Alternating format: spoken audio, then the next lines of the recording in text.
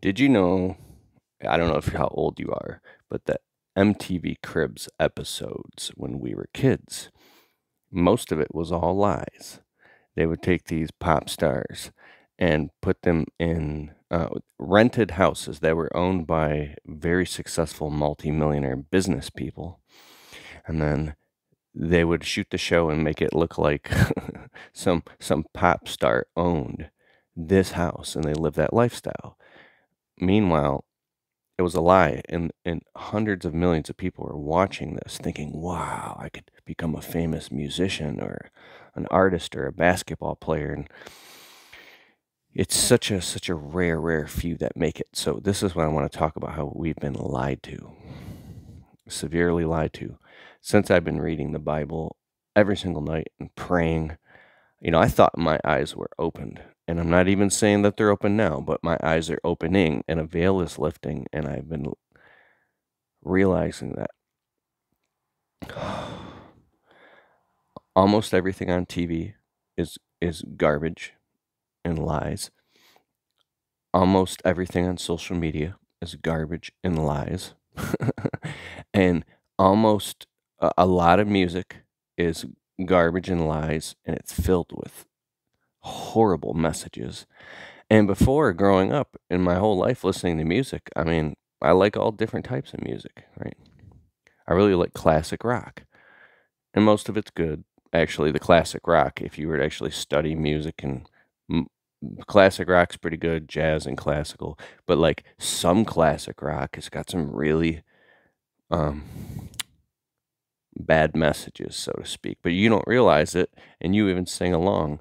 So, but now I can hear this music, and I'm paying attention, and what's in the movies.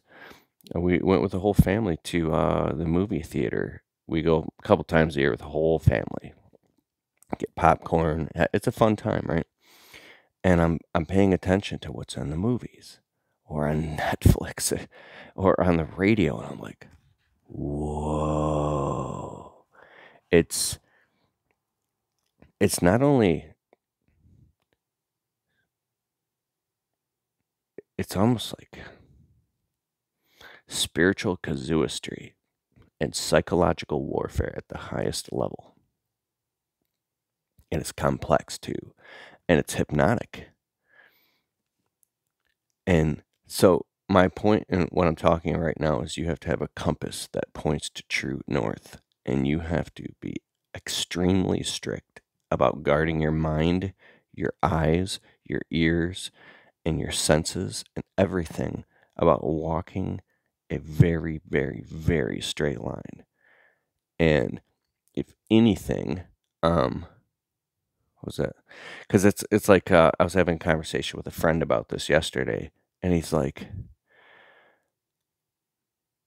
we as we like live in sin. It's like almost impossible to stay away from it because it's freaking everywhere. And our culture and the commercialized advertising on TV, everything is about greed and lust and gluttony and sin and what's the word? It's lies telling you if you get materialistic things that you'll be happy, and it's a lie. So here was a vision that I had recently. It's kind of vulnerable for me to talk about this stuff. I've never talked about this. I was at night when I dream, especially when I'm waking up in the morning. It's like almost like a lucid thing. Like I'm half asleep, but I'm half awake, but I'm still kind of dreaming. I don't know if lucid is the right word, so don't quote me. But I have these visions that I don't normally have, and I see things so clearly that sometimes it's terrifying. And I saw a vision. This happened to be. It was like uh, not elderly, but kind of an older woman who had a beautiful home. Yet her kids were all grown up and moved out a long time ago, and her husband had passed away. But there was a beautiful home with like nice landscaping and a pool in the backyard and patio furniture, and it was like almost like a dream home, right? Yet it was completely desolate and empty, and it was nothing. It was nothing. And somebody, like an afterthought, had mentioned, oh, it must be nice to have this beautiful home and all this. And yet it wasn't nice at all. It was more like a nightmare, and it was completely empty and desolate. And it didn't matter at all how nice the house was. And then I had this deeper vision come into me, and it was like all materialistic things and materialism, for the sake of materialism, even thinking, like even producing the thought that it will make you happy or make someone else love you more or accept you, is a complete lie. So even chasing or lusting after the thought of having the spirit of mammon, that's a liar. Look it up.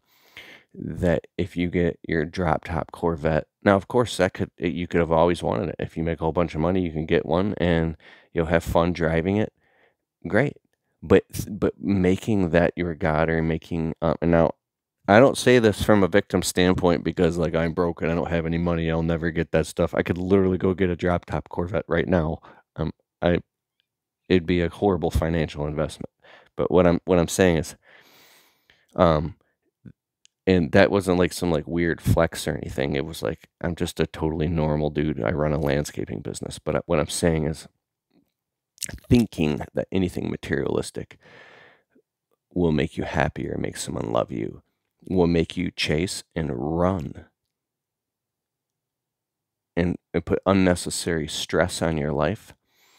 And in the end, you might have ran so hard for materialistic things that you were so unpresent with your family that you wake up at a funeral and you're at a funeral now because someone you love passed away, and you realize you weren't even present with them. You didn't spend the time with them that you should spend with them because you literally were chasing materialistic things because you thought it would make them love you, but they just wanted you. And you might have somebody toxic in your life. I know I just sped up. You might have somebody toxic in your life that's constantly criticizing you and cutting you down and say you should be more successful or you should have more materialistic things and all that stuff. But that's really them just broadcasting what they're going through and their negative and their low self-esteem onto you. It doesn't really have anything to do with you. And there's a saying, you'll have all those things when those things no longer matter. I'm seeing very much so in my life, running 2 businesses and getting to the point where I can go out and purchase a lot of things that I've always wanted, and I look on Amazon and I walk through the store and I don't want anything, like, because when I was younger and I was poor and I was broke, I thought materialistic things would make me happy, and when I finally started to get some of those things, they never made me happy. And so all that makes me happy is God and the love of my family and connection and creating content and inspiring and eating healthy. It's like certain things that make you truly fulfilled all have to do precisely with the relationships and the connection and fulfilling God's purpose in your life. The materialistic stuff is an afterthought. So even thinking or looking at somebody else and comparing and be like, man, I wish I had what they had. No, you don't. Like, this is so literal to me. I wish I could explain it more clearly, because the vision and the feeling that I had, it was a feeling like of total loss and impending doom. It was a feeling of missing the mark.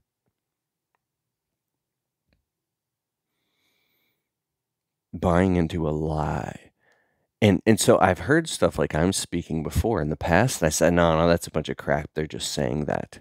Like, I know that that's probably true, but I still want to make millions, and I still do, right? But I'm speaking it from a conscious place, not from anymore from a place of thinking that it'll make somebody love me, because now I know for a fact it won't. I often look at beautiful homes on Zillow. My wife actually just tonight showed me a house because we're eventually going to move and get our dream home. But I'm doing it from we're doing it, but for me personally, I'm doing it from a highly conscious place of understanding that it's actually our dream home and not the old dream that used to suck energy away from me. This is what will make my wife's family love me more, or make my family or my father or anybody.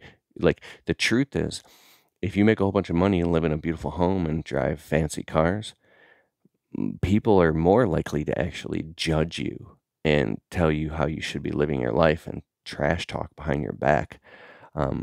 If you have what's called conspicuous consumption, which is you consume conspicuously and you're gluttonous about it and greedy. And so I'm really thinking more of a simple minimalist lifestyle. Like if you read this amazing book by Robin Sharma, oh, he's so amazing. He wrote a lot of books, but he wrote a book a few years ago called The Everyday Hero Manifesto. And now he recently wrote a book in the last year called The Wealth Money Can't Buy.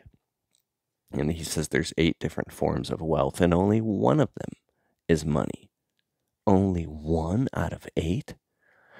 When you don't have money, it seems to be all you can think about because it's like oxygen. When you're broke and the bills are due and you're scrambling and you're working constantly running on a rat wheel. But I'll tell you a secret. When you finally get off the rat wheel and you have money, like cash flow flowing in, and it's extremely easy to pay your bills, like it doesn't even cause you any stress at all. And if you live below your means and you have excess abundance of money, you get your head above water and now above the clouds, and you start to look around, and then you really start to think about your life's purpose and all these different things. Because when you're in survival, you're stuck in like this lower astral density where you're suffering and running on a rat wheel in fear, and all you think is, if I could just make an extra $2,000 a month, I would be okay. If I could just maybe $2,000 a month would make. I've had those thoughts years ago, and I made an extra $2,000 a month, but I realized because it's a 50% gross profit margin, 30% net profit, I actually had to make an extra $7,000 a month or 6,500 just to make that $2,000 a month. That added a whole bunch more stress. And then I was like, oh, no, I have to make an extra $5,000 a month. So I had to go out and produce $15,000 more a month to make an extra $5,000 a month. I was like, oh my God, this isn't enough. I have to make $7,500 a month. I get to $7,500 more a month, and I was more stressed out than I had ever been in my life, to the point where I laid on my kitchen floor thinking I was having a heart attack in front of my wife.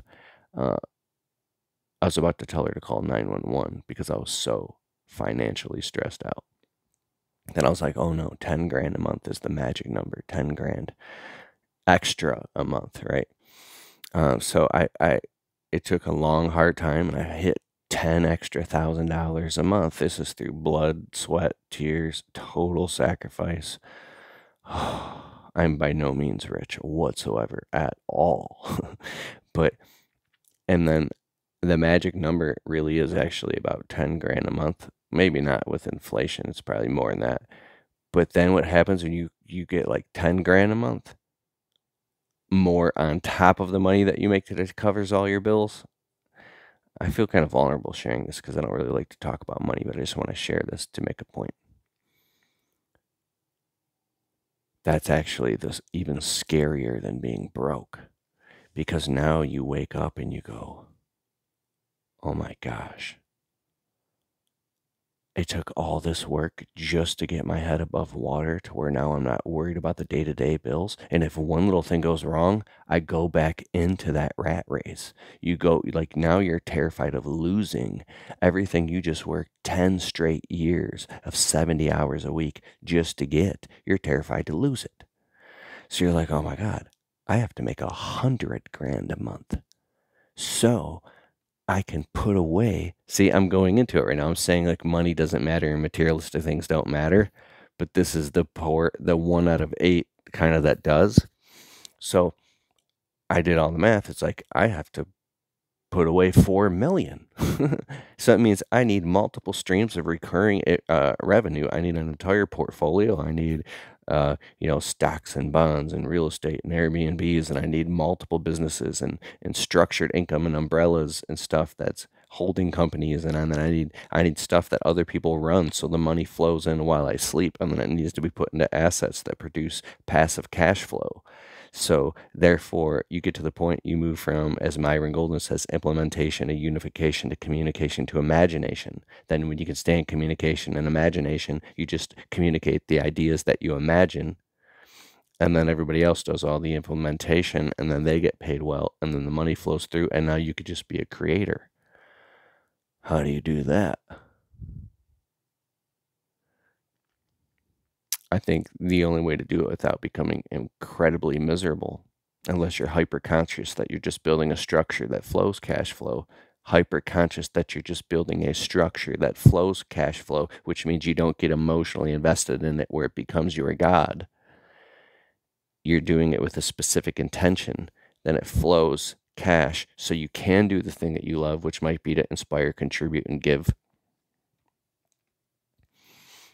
The only thing is to find out what God's purpose is for your life so you can develop yourself for that purpose, deploy yourself into that purpose, and live out that purpose. Which I also learned from Myron Golden, and it's very true. So,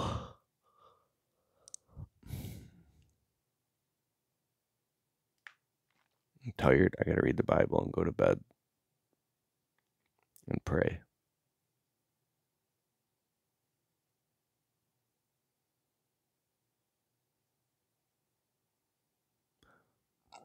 Just a little random. I might as well say it since I'm talking about money. I'm training and conditioning myself to. I'm coming out with a new program October 1st. If by chance you have a message that you want to share with the world, I can teach you how to do it.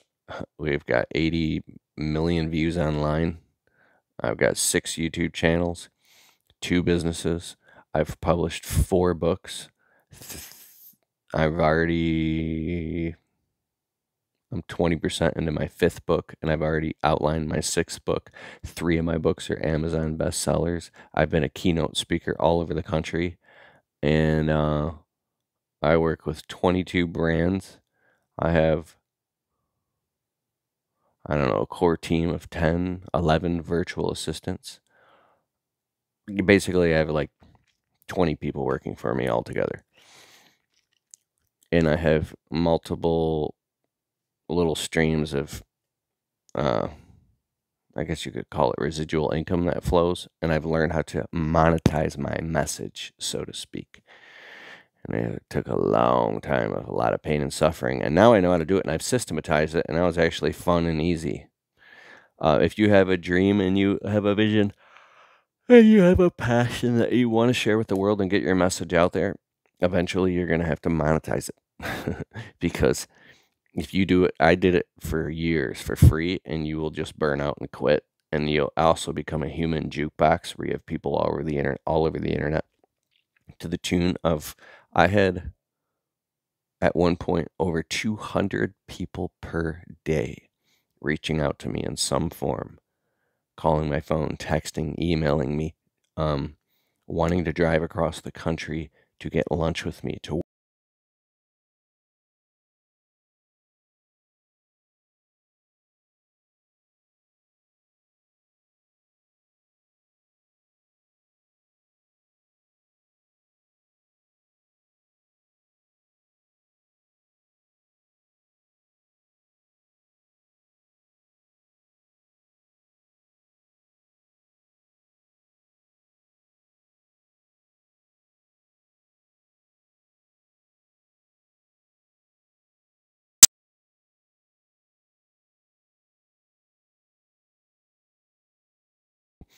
all the different ways to monetize your message. If you go to keithkalfas.com/multiple ways, it's one word. You can download the free guide. I also have a quiz that you can take, and depending on the answers of that quiz, we have custom ebooks that are specifically for where you're at on your journey. It'll teach you how to share your message with the world on social media, how to craft your message, and how to monetize it. It's totally free. I'll put a link in the description below. It's keithkalfas.scoreapp, SCOREAPP.com. I'll put a link in the description below. You can take this quiz, and then I'm going live for 2 days straight across all social media platforms, the 27th and the 28th of September, for the product launch that will be on October 1st. Look for it. It'll be called Monetize Your Message, and I'm really excited about it. And it's an entire online program that'll teach you how to basically make money online by sharing your knowledge, wisdom, passion, and expertise. Whether you want to do one-on-one coaching which I do and I've done since 2015. It's monetized. You want to do group coaching. I've done some group coaching, and I'm going to be launching a group coaching workshop soon. Whether you want to do live events, I've done that too. And you want to do public speaking, I've gotten paid to do public speaking all over the country. Or you want to write ebooks, create audiobooks, or if you want to, like write your own paperback book. I've written 4 books. I know how to do that, and I can teach you how to do that and monetize it. And if you want to create online courses, I have 11 online courses. No, actually, I have 19 online courses. I'm creating the rest of them, and all that stuff. You can literally build an entire side hustle online that you turn into you can make 10 grand a month online, 20 grand, 50. You can make 100 grand a month online. It's pretty much unlimited. You can turn your side hustle into your full-time passion, and then literally quit your day job or whatever you do, and you can make more money than maybe you've ever made. I'm not saying you can for sure, because I don't want to I can't make you any promises. But basically, the point is not to just make money. The point is so you can free up the financial pressure so you can do what you love, which is probably helping or inspiring people in some way or coaching them or something. And then now you can really make a big impact. So I'm yawning because I'm exhausted and I got to read the Bible and go to bed. If you don't like me yawning, then probably just unsubscribe and bounce, and you don't have to watch me. Go watch something else. But this is one of my 6 YouTube channels, and we put out 10 to 15 pieces of content per day, 200 to 300 pieces of content per month. So I'm hustling. My video guy comes on Thursdays. We film all day. We film up to 8 videos in one single day. And I'm doing so much. My schedule is so packed that in the evening I like to make these videos on this channel and talk about this type of stuff. So, yeah, I wish you all the success. But most of all, like as my friend Joshua Latimer says, all the success in the world doesn't matter if you aren't right with God. Peace.